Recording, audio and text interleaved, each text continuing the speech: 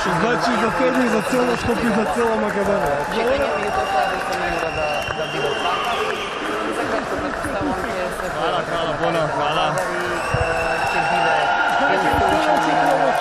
Pa ne znam, evo idemo, spremamo se za to da vidjet ćemo. Čuli smo da čeka mnogo ljudi, pa ne vidimo. Sergej, što ima da kaže za ovaj golem uspeh za makedonski sport? Sve za Makedonije i za Makedonce. Kojim će spula tamo koji je To je. Takav, otprilike. uspeh, se to nije za prava tehnička kultura. Mislim da doprinesu, ali to je jednostavno način tako.